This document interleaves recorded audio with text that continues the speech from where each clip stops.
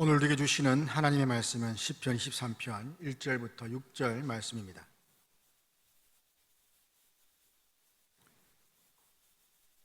시편 23편 1절부터 6절 말씀 제가 봉독하도록 하겠습니다. 여호와는 나의 목자시니 내게 부족함이 없으리로다. 그가 나를 푸른 풀밭에 누이시며 쉴만한 물가로 인도하시는도다.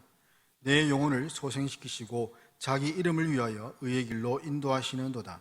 내가 사망이 음침한 골짜기로 다닐지라도 해를 두려워하지 않을 것은 주께서 나와 함께 하심이라. 주의 지팡이와 막대기가 나를 안위하시나이다. 주께서 내 원수의 목전에서 내게 상을 차려주시고 기름을 내 머리에 부으셨으니 내 잔이 넘치나이다. 내 평생의 선하심과 인자하심이 반드시 나를 따르리니 내가 여호와의 집에 영원히 살리로다. 아멘. 우리는 지난 시간에 인도하시는 하나님이 어떤 분이신지를 제가 말씀을 드렸습니다. 인도하시는 하나님은 우리를 돌보시고 또 평안과 안식을 주시며 우리에게 구원을 베푸신다라고 살펴보았는데, 오늘은 안위하시는 하나님 대해서 한번 살펴보고자 합니다. 우리와 함께 하셔서 인도하시는 하나님은 믿음으로 인해서 어렵고 환난 중에 있는 자기 백성들을 안위하시는 분이십니다. 4절에서 다윗은 사망이 음침한 골짜기로 다닐지라도 해를 두려워하지 않는다라고 말하고 있습니다. 하나님은 자기 백성을 인도하시는 그 의의 길, 그 의의 길에는 평탄한 길도 있지만 또한 사망의 음침한 골짜기도 함께 있음을 보여주고 있습니다. 이 사망의 음침한 골짜기는 이 팔레스타인 지형상 그 골짜기를 지날 때에 깊게 드리워지는 그림자를 염두에 둔 표현이라고 볼 수가 있습니다. 이러한 길은 양들에게 공포의 길이 될 수가 있습니다. 목자 앞에서 인도를 하지 않는다면 이 그늘 아래에서 두려움 때문에 가지도 못하고 또 움직일 수 없는 그런 상황 속에서 방황하는 그런 양들, 그리고 그 자리에서 죽을지도 모르는 그런 위험이 있기 때문입니다. 특별히 사나운 짐승들에게 희생될 수도 있고, 마치 먹이를 찾아 우는 사자와 같이 이런 어두운 곳에서는 이 맹수들이 약한 짐승을 항상 노리고 있기 때문이죠. 이 사망의 음침한 골짜기는 죽음의 그늘의 골짜기, 또 죽음의 그림자의 골짜기라는 뜻입니다. 즉 사망의 골짜기가 아니라 그 사망의 그 그림자, 사망의 그림자가 드리워진 골짜기라는 의미죠. 하나님 우리를 인도하시는 길에는 사망이 있는 것이 아니라 그 사망의 그림자만 있을 뿐입니다. 하지만 이런 사망의 그림자를 할지라도 우리를 두렵게 하고 또 우리에게 고통을 주기도 합니다. 그러나 실제로 우리를 해하지는 못한다는 것이죠. 왜냐하면 그림자는 실체가 아니기 때문입니다. 이는 마치 그림 속에 있는 사자와 같습니다. 그리고 우리 안에 있는 사자와 같습니다. 때로는 그 사자의 그림자와 같습니다. 그래서 그 사자의 그림자 또는 그림 속의 사자는 결코 우리에게 어떤 해를 입히지 못합니다. 해를 더할 수 없는 것이죠. 그들의 실체가 아니기 때문입니다. 그냥 그림자요, 그림에 불과하기 때문입니다. 그래서 우리는 어떤 생명의 위기에 있을지라도 이 사망의 그림자가 우리를 죽음으로 이르게 하지 못한다는 그러한 사실을 기억을 해야 합니다. 때문에 이것이 전부입니다. 그냥 우리에게 위협을 주고 공포심만 줄 뿐이지 실체적으로 우리에게 위협을 가하지 못하는 것, 그것이 전부라는 겁니다. 하지만 때로 우리는 이러한 두려움과 공포심에 사로잡혀서 실체가 아니라 할지라도 그러한 것들 때문에 두렵고 그러한 것들에 사로잡혀서 믿음대로 살지 못할 때가 많다는 것이죠. 하지만 선한 목자이신 하나님께서 우리와 함께 하시기 때문에 그러한 공포와 두려움은 결코 우리를 사로잡을 수가 없습니다. 하나님의 인도함 받는 자들은 하나님의 함께 하심을 반드시 경험하게 됩니다. 하나님이 함께 하시는 그 경험은 성도들을 살립니다. 성도들을 구원합니다. 하지만 하나님이 함께 하시는 경험이 없으면 그 삶은 겉으로는 화려해 보이고 겉으로는 대단해 보일지 모르지만 실제로는 죽어가고 있다는 것입니다. 이것은 영적인 사망입니다. 영적인 죽음에서 헤어나지 못하고 벗어나지 못하는 아주 무력하고 아무 힘도 없는 그러한 모습으로 살아간다는 겁니다. 이처럼 성도의 삶이 푸른 풀밭과 쉴만한 물가와 같은 그런 평안이 넘칠 때만은 있지 않다는 것을 이 다윗의 시를 통해서 알 수가 있습니다. 때로는 시험이 있고 고난이 있고 어려움이 있습니다. 이러한 것들로 인해서 우리의 앞이 캄캄하여서 아무것도 보이지 않을 그러한 때, 마치 하나님이 나와 함께 하시는가는 그런 의심이 들 때, 그럴 때일수록 우리 자신의 삶을 잘 살펴보아야 됩니다. 우리의 삶을 돌아오면서 잠잠히 하나님이 일하시는 것을 기다려야 합니다. 함께 하시는 하나님이 어떻게 자신을 그렇게 사망의 음침한 골짜기와 같은 그러한 곳에서 인도해 가시는지, 그 시간이 비록 길다 할지라도 그 가운데서 우리를 하나님이 어떻게 인도하실지를 잠잠히 기다린다면 하나님께서는 그냥 두시지 않고 반드시 지키시고 반드시 이끌어 가심을 경험할 수가 있습니다. 그 반드시 지키시는 것이 바로 지팡이와 막대기라는 이 표현을 사용하고 있는 것이죠. 지팡이와 막대기로 지키시면서 안위하신다라고 말씀합니다. 이 안위하다는 것은 위로하다, 원수를 갚다 또는 안심시키다는 의미가 있는데, 하이델베르그 요리문답 1문에 보면 살아서나 죽어서나 당신의 유일한 위로는 무엇입니까? 라는 질문을 합니다. 그 질문에 대한 답은 살아서나 죽어서나 나는 나의 것도 아니요 몸도 영혼도 나의 신실한 구주 예수 그리스도의 것입니다 라는 답을 하게 됩니다. 살아서나 죽어서나 우리의 유일한 위로, 하나밖에 없는 위로, 이 땅 가운데서도 그 무엇과도 바꿀 수 없는 오직 우리에게 위로가 되는 단 한 가지, 그것은 바로 우리가 살아서나 죽어서나 오직 예수 그리스도의 것이라는 그 사실, 그것이 우리에게 유일한 위로가 된다는 것이죠. 여기에 위로에 해당하는 단어는 트러스트라는 단어인데, 이것은 불안 또는 혹은 두려움, 이것과 반대되는 개념입니다. 위안은 위로와는 조금 차이가 있습니다. 위로는 기본적으로 고생을 많이 하거나 또는 슬픔을 당한 사람에게 공감을 표하거나 격려하는 것을 뜻합니다. 장례식장이나 또는 병원에 찾아가서 그들의 슬픔, 그들의 아픔을 위로하는 것, 곧 그들의 아픔을 공감한다는 의미라는 것이죠. 공감해 줄 때에 그들이 위로를 받고 또 격려를 받게 됩니다. 반면에 이 위안이라는 것은 생사의 기로에 있는 것과 같은 극한 위험한 상황 속에서도 안심하고 평안을 누리는 것을 말합니다.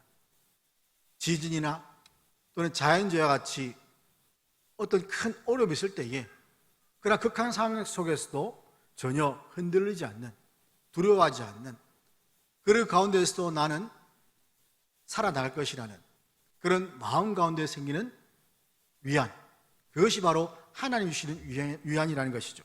바로 다윗이 사망의 그 음침한 그 골짜기에서와 같은 그런 상황에서 누렸던 안이라는 겁니다.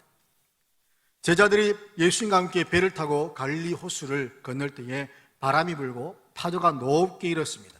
캄캄한 밤에 갑작스럽게 일어난 이 풍랑으로 인해서 제자들은 매우 두려움에 떨었습니다. 그런데 주님은 배 고물에서 편안하게 주무시고 계셨습니다. 그 하루 사역이 얼마나 피곤하셨는지, 그렇게 배가 요동치는 중에서도 예수님은 잠에서 깨지 않으시고 잠을 주무셨는데, 제자들은 우리가 알다시피 어부 출신들이 많습니다. 그들은 배를 아주 숙련되게 다룰 수 있는 자들이고, 또한 바다 생활을 오래 했기 때문에, 물 생활을 오래 했기 때문에 그 물을 두려워하지 않습니다.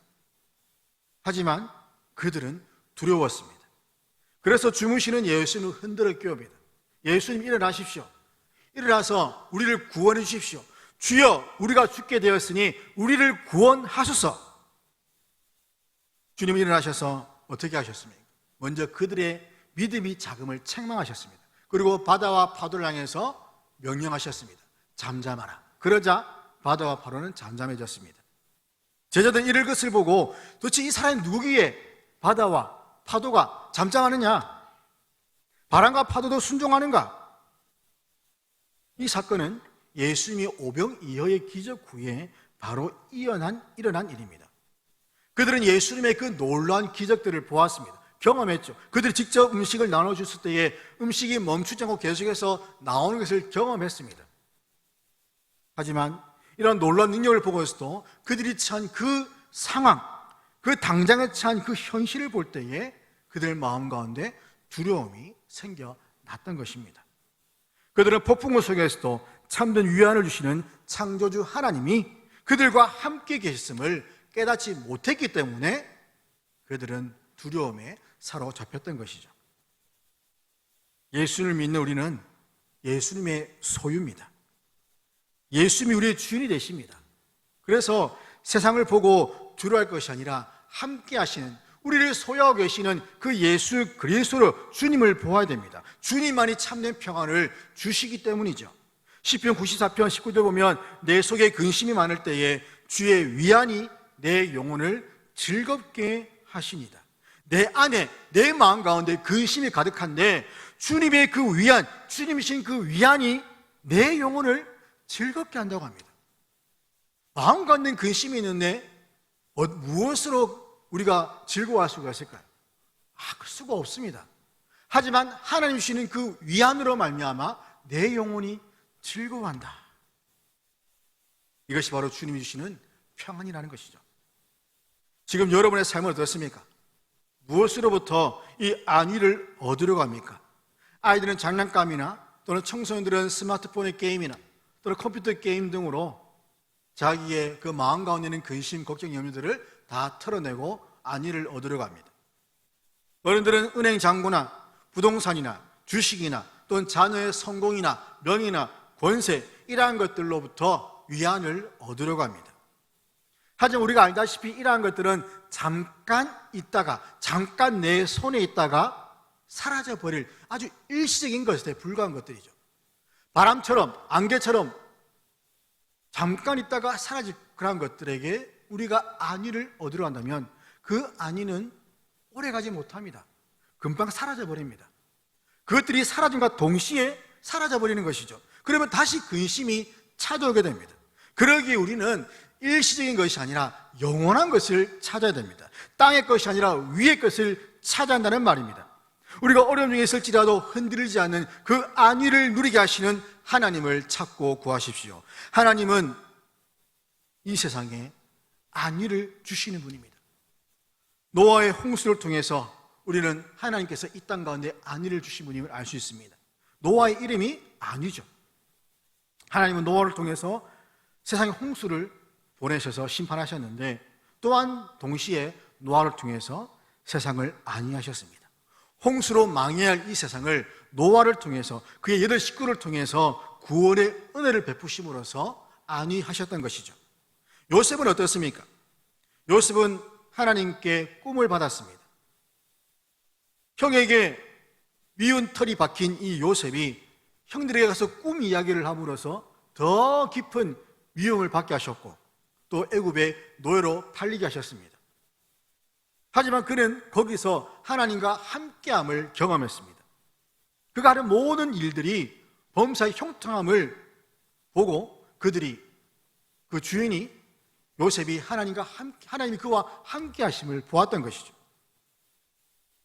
그리고 가정총무가 되었습니다.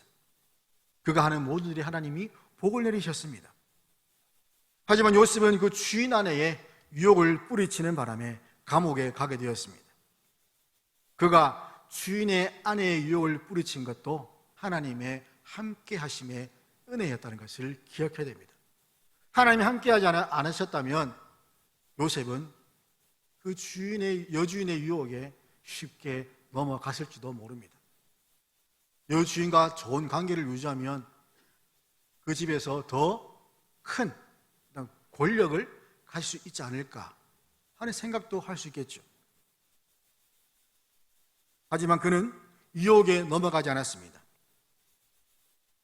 보디발에 의해서 감옥에 갇혀졌고 죄수의 신분이 되었지만 그는 그 유혹이 그 사람과의 관계가 아닌 하나님과의 관계를 더 우선시했기 때문에 내가 하나님 앞에서 더 큰 죄를 짓지 않기 위해서 그 유혹의 자리를 벗어났고 그리고 죄수가 되었고 그곳에서도 하나님과 함께 하심을 통해서 그는 간수에게 인정을 받아 죄수들을 관할하는 그러한 일들을 했던 것이죠. 다윗의 생 중에서도 10년 이상을 도망자로 신세로 살았습니다. 사울에게 계속해서 쫓겨다녔습니다. 핍박받은 것이죠. 큰 죄를 지은 것이 없음에도 불구하고 그 사울의 시기심으로 말미암아 그는 사울에게 쫓김받는 그런 신세가 되었습니다. 또한 아들 압살롬의 반역을 통해서 그는 도망자 신세가 되었습니다. 아들이 반역을 했습니다. 우리는 자녀들이 조금만 우리에게 불순종해도 화가 나고 부부의 권위에 도전한다는 그런 생각 때문에 자녀들을 혼을 냅니다. 그런데 아들이 왕이 되기 위해서 아버지를 죽이려고 하는 그 상황 속에서, 또한 아버지의 후궁들과 대낮에 백성들이 그 보는 앞에서 관계를 가지는 그 모습을 통해서 다윗의 그 심령이 어땠을까요? 그는 거의 죽음에 이를 정도의 위기에 있었을 겁니다. 고난 중에 있었습니다. 이처럼 사울의 추격과 이 압살롬의 그 반역, 그런 시간이 다윗에게는 이 사망의 음침한 골짜기와 같았던, 정말 죽을 만큼 힘들었던 그 사망의 그림자가 나에게 덮쳐왔을 때에 아무것도 보이지 않는 그런 상황 속에 있었던 그런 다윗의 심정. 하지만 다윗은 그 마음 가운데 하나님이 주시는 참된 안위가 있었음을 경험을 했던 겁니다. 왜냐하면 그런 힘들고 앞이 보이지 않는 상황 속에서도 하나님이 그와 함께 하시는 것을 그는 실제적으로 경험을 했기 때문입니다. 무엇인가 대단한 큰 일이 아니라 작은 것이지만 하나님이 나와 함께 하시는 거라 라는 것을 보고 왔던 것이죠. 그의 고백처럼 주께서 지팡이와 막대기로 그를 지키셨던 겁니다. 주님의 강권적인 인도와 보호로 말미암아 그 죽음의 위기 가운데서도 다윗에게 참된 아니, 흔들리지 않는 그런 평안함을 주셨던 것이죠. 죄 많은 세상에서 영원한 죽음을 향해 달려가는 우리에게 주시는 하나님의 최고의 안위는 바로 예수 그리스도십니다. 인간은 죄 때문에 그 죽음에 대한 불안과 두려움에 늘 휩싸여 살고 있습니다. 이 죄를 해결하기 위해서 얼마나 많은 노력을 합니까? 의학 기술로 인해서 인공적인 그런 기관들이 만들어지고 또 대체하기도 하고, 이러한 것들을 통해서 사람의 수명이 계속해서 늘어나고 있다는 그런 현실 속에서, 그러나 그 가운데에서도 여전히 언젠가는 죽을 것이라는 그러한 두려움, 그러나 그 죽음으로 끝나는 것이 아니라 무엇이 있습니까? 반드시 심판이 있다 라는 그 성경 말씀을 볼 때에 얼마나 두려운지 모릅니다.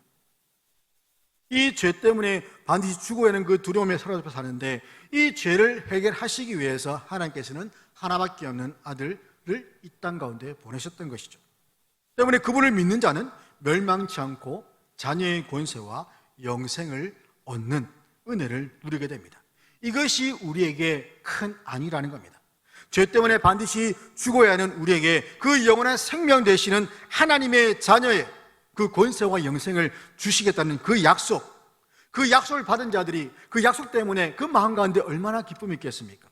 우리 아이가 무엇을 사주겠다는 그 부모의 약속을 들었을 때에 그 마음 가운데는 기쁨이 있습니다.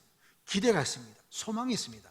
언젠가는 아빠가 엄마가 이것을 나에게 사주실 거야 라는 그런 소망을 가지고 살아가는 것이죠. 그런데 더군다나 그 약속을 하신 분이 이 육신의 부모가 아니라 바로 천지를 창조하신 하나님, 구원자신 그 하나님이라는 그 사실에 우리 더 큰 위로를 받게 되는 겁니다. 이 세상에서 그 누구도 줄 수 없는 평안이며 또한 위안이시죠. 어디에서 이런 큰 은혜를 얻을 수가 있겠습니까? 누가 자기의 생명을 내어놓으면서까지 다른 이의 생명을 구할 수가 있겠습니까? 이렇게 자신의 백성들과 함께 하셔서 모든 고난과 역경으로부터 보호하시고 지키시며 심지어 안위하시는 그 하나님의 은혜, 그 은혜를 어떻게 잊을 수가 있겠습니까? 하나님과 함께하는 삶, 하나님과 함께하는 삶이 우리에게 참된 안위가 되고 그것이 우리에게 복이 된다는 사실을 믿을 수 있기를 바랍니다. 그런데 우리는 이 하나님의 은혜를 자주 잊고 삽니다. 내가 받은 그 은혜보다 내가 받고 싶은 것을 받지 못해서 원망하고 불평하는 것이죠. 이스라엘 백성들은 자신들이 먹고 싶은 고기, 물, 과일들, 이러한 것들이 하나님 주시지 않는다고 해서 하나님께 원망하고 불평했습니다. 그들이 받았던 매일 아침에 내려왔던 그 만나, 그리고 하나님이 주시는 그 모든 헤어지지 않는 신발과 옷, 그런 광야 생활 가운데 자기들의 위험과 추위로부터 보호하는 구름 기둥과 불 기둥, 이러한 모든 것들을 하나님 제공하셨음에도 불구하고 그들은 자신들이 갖고 싶은 것을 갖지 못해서 하나님께 원망하라고 불평을 했던 겁니다.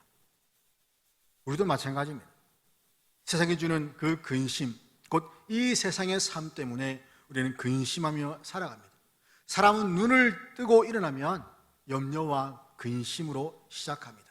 오늘은 어떻게 시작을 할까? 오늘 점심은 무엇을 먹을까? 오늘 출근할 때 무엇을 읽고 나갈까? 오늘 만나는 사람들을 어떻게 할까? 모든 근심과 걱정, 염려, 그것으로부터 시작을 한다는 것이죠. 심지어 아직 오지도 않는 내일 일을 염려하고 근심하기까지 합니다. 하지만 주님은 뭐라고 하셨습니까? 염려하지 말라. 염려하지 말라. 하나님께 다 맡겨버리고 염려하지 말라고 합니다. 더군다나 내일 일은 내일이 염려하게 하라. 내일은 그 내일에게 맡겨버리라는 겁니다. 굳이 일어나지도 않을 그 내일 일을 가져다가 왜 지금 염려하는지, 그 어리석은 자가 되지 말라는 것이죠. 바울도 하나님 주시는 근심은 후회할 것이 없는 구원에 이르게 하는 회개를 이루는 것이지만, 세상 근심은 사망을 이루는 근심이라고 말하고 있습니다. 하나님 주시는 근심은 구원에 이르게 하는 회개를 이루게 한다. 즉 자기 죄에 대한 근심입니다. 내가 하나님 앞에 살아갈 때 어떻게 살고 있는가? 내가 오늘 하루 하나님 앞에서 어떻게 살았는가? 지은 죄가 얼마나 많은가? 하나님 말씀에 순종했는지, 다른 이들을 미워하며 다른 이들을 시기하며 걱정 근심에 사로잡혀 살지 않았는지, 즉 하나님을 제대로 믿고 살았는지 그렇지 않았는지, 그것을 한번 살펴보면서 하나님 보시기에 우리가 지은 그 모든 죄에 대한 그러한 근심을 통해서 구원에 이르는 회개를 하여서 하나님의 구원의 은혜를 이루라는 것인데, 우리는 그렇지 않고 여전히 세상의 근심으로 살아간다는 겁니다. 세상 근심이 무엇입니까? 이스라엘 백성들처럼 자기의 욕심을 채우지 못해서 나타나는 근심입니다. 때문에 사람들은 자신의 탐심을 채우기 위해서 온갖 수단을 다 이용합니다. 방법을 다 이용합니다. 결국에는 그런 것들을 다 채워 나가는 것이죠. 갖고 싶은 것이 있으면 결국에는 갖게 된다는 겁니다. 수단 방법을 가리지 않고 모든 것들을 다 사용해서라도 자기의 그 욕심을 채워 나가려고 하는 것. 인간의 욕심은 결코 채워지지 않습니다. 밑 빠진 독처럼 아무리 물을 부어도 채우지 않는 것처럼, 인간의 욕심은 그 한 길도 안 되는 그 인간의 욕심, 인간의 마음은 그 무엇으로도 채울 수가 없다는 겁니다. 10길 물속은 알아도 한 길 사람 속은 모른다는 듯이, 얼마 되지 않은 이 사람의 그 마음, 그 마음에 무엇인가 수만 가지를 갖다 부어도 결코 채울 수 없다는 것. 구약에 보면 아합이 나봇의 포도원을 갖고 싶어서 팔라고 합니다. 나봇은 무엇이라고 합니까? 이것은 조상들로부터 받은 기업이기 때문에 그래서 팔 수가 없습니다 라고 말을 하죠. 그러면 정중하게 거절합니다. 이에 아합은 마음이 상하여서 궁에 돌아가서 마치 어린아이가 갖고 싶은 것을 갖지 못한 그런 상태 마냥 삐져서 등을 돌아 누워있는 것을 이세벨이 보고, 왕이여 무슨 일이 있습니까? 했을 때에 마치 아이가 엄마에게 이야기하듯이 다 얘기를 하게 되죠. 나봇에게 포도를 팔라고 했는데 거절당했다. 그것이 기분 나쁘다. 나는 그거 갖고 싶다. 이세벨은 뭐라고 합니까? 걱정 말라고 하면서 내가 다 알아서 할 테니까 왕은 나중에 그 포도를 받게 될 것이다 라고 하고 편지를 보내어 거짓 증인을 세워서 나봇이 하나님을 못 오겠다라고 고발을 하게 됩니다. 그 거짓된 고발 때문에, 거짓 증인 때문에 나봇은 돌에 맞아 죽게 되고 주인이 얻게 된 그 포도는 아합이 가지게 되는 것이죠. 사람은 자신의 탐심에 사로잡히면 그것을 채우기 위해서 끝까지 몰아가게 되어 있습니다. 심지어 살인까지 하게 됩니다. 다윗도 마찬가지죠. 바세바를 취한 다윗은 자기의 죄를 숨기기 위해서 결국 살인까지 행하는 그런 죄를 짓게 됩니다. 그러기에 이 탐심은 바울이 말하기를 우상숭배다라고 말하고 있습니다. 이 탐심 때문에 하나님이 아닌 자기의 욕심을 따라 사는 그러한 삶을 살기 때문이죠. 10계명 중에서도 마지막 계명이 탐심에 관한 것입니다. 즉 앞에서 1번부터 9번까지 잘 지켰다 하더라도 마지막 10번째 자신의 그 탐심, 그 마음을 버리지 않으면 아무런 소용이 없다는 겁니다. 야곱은 욕심이 잉태하여 죄를 낳고 죄가 장성하여 사망을 낳는다. 바울도 죄의 삭은 사망이다 라고 분명하게 말씀을 하고 있습니다. 이러한 성경의 경고에도 불구하고 죄인인 인간은 욕심은 끝이 없습니다. 그 욕심을 채우려면 이 세상 전부를 다 주어도 감당할 수가 없습니다. 내 욕심을 채우지 못하면 하나님을 의지하지 않고 다른 것들을 찾아다니면서 채우려고 합니다. 스스로 힘으로 극복하려고 하고 다양한 방법들을 찾고 다른 사람들의 도움을 구하기도 합니다. 그러나 그리스도인들은 결코 하나님 외에 다른 사람들이나 방법으로 이런 모든 것들을 다 해결할 수가 없습니다. 자신의 욕심 채울 수 없습니다. 자신의 어려움, 문제 해결할 수가 없습니다. 우리의 마음을, 공허함을 채울 수 있는 것은 오직 하나님밖에 없습니다. 하나님과 관계가 끊어지니까 육체적인 것들로 말미암아 체험을 받으러 간다는 것이죠. 하나님과의 관계가 제대로 잘 이어지면 하나님으로부터 받는 그 공급하심이 무한하기 때문에 결코 우리 안에 부족함이 없게 됨에도 불구하고 그것을 알지 못하기 때문에 육체의 것들을 자꾸만 채워나가려 하는 겁니다. 우리는 때로는 긴 시간을 보내기도 합니다. 그러면서 인내하며 기다려야 됩니다. 때로는 짧지만 그 극한 어려움에서 큰 고통을 겪을 때도 있습니다. 그럼에도 하나님을 의지하고 그분의 도움을 구하면서 하나님의 뜻이 무엇인지를 그 시간 동안에 우리는 기도하면서 구해야 됩니다. 하나님의 그 때를 오래 참음으로 기다려야 됩니다. 오래 참음은 성령의 열매입니다. 그리스도는 오래 참음으로써 자신에게 그 믿음이 있음을 많은 사람들에게 보여줘야 됩니다. 우리 때로는 오래 참지 못하고 인간적인 방법을 사용해서 불신자들에게 자신의 믿음을 보여주지 못하는 그런 불신의 모습을 보여줄 때가 있습니다. 분명히 하나님께서 마음 가운데 신호를 주셨음에도 불구하고 그것을 기다리지 못하여서 자기 방식대로 행할 때에 결국에는 잘못된 결과를 낳는 것을 우리 성경을 통해서 볼 수 있습니다. 아브라함을 보십시오. 가나안 땅에 들어왔을 때에 70세에 들어왔는데 10년이 지나도 15년이 지나도 하나님 주신다는 그 아들의 소식은 없습니다. 그러자 하갈을 취해서 아들을 낳았죠. 그 아들이 이스마엘이고 지금까지도 분쟁이 일어나고 있습니다. 사울을 보십시오. 7일을 기다려라. 7일을 기다려라. 일주일에 오겠다 했을 때에 사무엘이 온다는 그 시간까지 기다리지 못하고 자기가 하나님께 제사를 드렸을 때에 결국에는 책망을 받고 버림받는 일이 일어나게 되는 겁니다. 우리는 끝까지 견디어서 하나님께 우리의 믿음이 있음, 더 나아가서 많은 사람들에게 우리가 끝까지 견딤으로써 하나님을 믿는 그 믿음을 보여주어야 됩니다.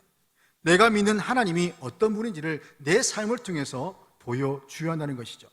하나님의 그 선하심과 전능하심과 하나님의 사랑과 공의, 이러한 것들이 우리의 말로 그들에게 나가는 것이 아니라 우리의 삶으로 체험을 하여서 그들에게 보여주라는 말입니다. 우리가 이러한 것들을 체험할 때에 우리는 비참과 어려움 속에 있을지라도 우리를 위로하시는 그 하나님을 볼 수가 있습니다. 위로와 긍휼과 자비 하나님을 체험할 때 더 큰 감사와 기쁨을 누리게 되는 것이죠. 그럴 때 사망의 음침한 골짜기는 아무것도 아닙니다. 그런 것들은 아무것도 아닙니다. 그냥 그림이요, 그냥 그림자가 불과한 것이기 때문에 우리는 그곳을 담대하게 지나갈 수가 있습니다. 어둠의 골짜기, 그 죽음의 골짜기 가운데서도 흔들릴지는 모르겠지만 그러나 결코 무너지지는 않습니다. 흔들릴 수 있으나 무너지지 않는 그것이 바로 하나님을 믿는 믿음이 있기 때문입니다. 하나님 믿는 그 믿음, 그 믿음으로 우리는 살아가는 것이죠. 아브라함이 여호와를 믿으니 하나님께서 그것을 그의 의로 여기셨다라고 말씀합니다. 그리스도는 하나님을 믿는 자들입니다. 그리고 이 성경이 있다는 것 자체가 하나님이 말씀하시는 분, 그 말씀하시는 하나님이 존재한다는 것을 뜻하는데, 이 성경을 주신 하나님을 우리는 믿고 의지합니다. 하나님을 의지하고 말씀을 붙들고 순종하는 것이죠. 먼저 하나님이 있어야 되는 겁니다. 그런데 우리는 어떻게 합니까? 하나님 말씀 이 자체, 이 글자를 그대로 가지고 나와서 마치 이것이 나에게 무엇인가 주는 것처럼, 이것이 있으면 내가 어떤 일을 행할 수 있는 것처럼 부적 또는 주문처럼 여길 때가 많다는 겁니다. 하나님 말씀은 주문이나 부적이 결코 아닙니다.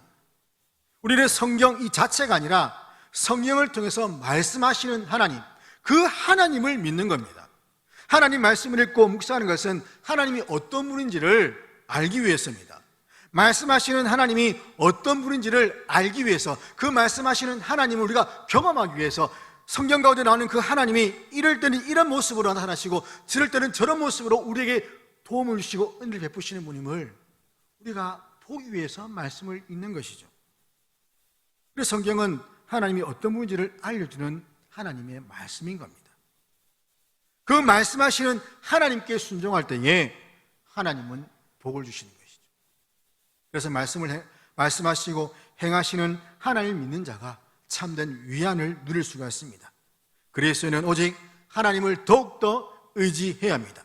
비록 이 세상에서 그 사는 삶이 힘들고 어렵지만 하나님이 함께 하심을 믿을 때에 하나님을 더욱더 간절히 찾고 부르짖을 수가 있습니다. 하나님은 이사야서 43장 2절에서 내가 물 가운데로 지날 때에 내가 너와 함께 할 것이라. 강을 건널 때에 물이 너를 침몰하지 못할 것이라. 내가 불 가운데 지날 때에 타지도 아니할 것이요 불꽃이 너를 사르지도 못하리라. 이 말씀이 홍해를 건넜던 이스라엘 백성들에게 일어났고 요단강을 건넜던 이스라엘 백성들에게 일어났습니다. 물이 너를 침몰하지 못할 것이라. 홍해를 건너갈 때에 하나님이 함께 하시니 물이 벽이 되어서 그들을 침범하지 못했습니다. 그리고 강을 건널 때에 물이 그들을 덮지도 못했습니다. 이런 놀라운 은혜를 그들이 경험한 것은 그들이 하나님과 함께함을 경험했기 때문입니다. 또한 사드락과 메삭 아벳느고가 평소보다 7배나 뜨거운 그 풀무불, 그곳에 들어갔을 때에 천사와 같은 다른 한 사람이 그들과 함께함을 보았습니다. 하나님이 그들과 함께 하신 겁니다. 그러니 불 가운데로 지날 때에 타지도 않고 불꽃이 그들을 사르지도 않았습니다. 그들이 나왔을 때에 그들의 몸에 머리카락 하나 걸린 자국 없이 온전한 모습으로 나왔던 것이죠. 그러기에 비록 왕의 명령을 할지라도, 왕이 신상에게 전하라는 그 명령을 할지라도 그들은 분명하고도 확실하게 거절할 수가 있었던 겁니다. 그들에게 하나님이 함께 하신다는 그 믿음이 없었더라면 어떻게 되었겠습니까? 그들은 그 왕의 신상 앞에 절할 수밖에 없었을 겁니다. 초대교회, 한국 초대교회도 마찬가지죠. 신사참배에 거절할 수 있었던 것은 하나님이 함께 하심을 경험했기 때문입니다. 내가 믿는 그 하나님이 지금도 나와 함께 하시기 때문에 그 모든 고문 다 견딜 수 있었고 그 모든 힘든과 어려운 과정들을 다 이겨낼 수가 있었던 겁니다. 어떤 상황 속에서도 나와 함께 하셔서 나를 지키실 것이라는 이 믿음, 임마누엘의 믿음이 저와 여러분의 있기를 간절히 소망합니다. 믿음이 없는 자들은 하나님이 함께 하심을 결코 볼 수가 없습니다. 엘리사가 아람 군대가 그 사마리아 성을 에워쌌을 때에 그 하나님의 사람 엘리사의 그 사환이 일찍 일어나 나가서 보니까 그 성을 둘러싸고 있는 군사와 말과 병거가 엄청난 수입을 보고 탄식을 합니다. 이를 보고 엘리사가 무엇이라고 합니까? 두려워하지 말라. 우리와 함께한 자가 그들과 함께한 자보다 많으니라. 그리고 기도하여서 이 사환의 눈을 열어서 보게 해달라고 하니 여호와께서 그 청년의 눈을 여실 때에 그의 눈에 무엇이 보느냐? 불말과 불병거가 산에 가득한 것을 보았습니다. 산에 가득하여 엘리사를 둘러싸고 있는 그것을 이 청년이 보았습니다. 이것이 바로 하나님이 함께 하시는 사람의 모습입니다. 저와 여러분에게도 하나님이 함께하고 계십니다. 우리와 계속해서 함께 하십니다. 이렇게 함께 하시는 하나님 믿는 자들이 세상에서 줄 수 없는 그런 안위를 누리게 되는 것이죠. 우리 눈에 하나님 보이지 않는다고 해서 하나님이 함께하지 않는다, 그것이 아닙니다.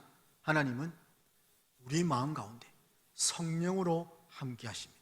지금 이 시간에도 우리 마음 가운데 이 자리에 성령으로 함께 하셔서 우리가 드리는 이 예배를 받으신다는 겁니다.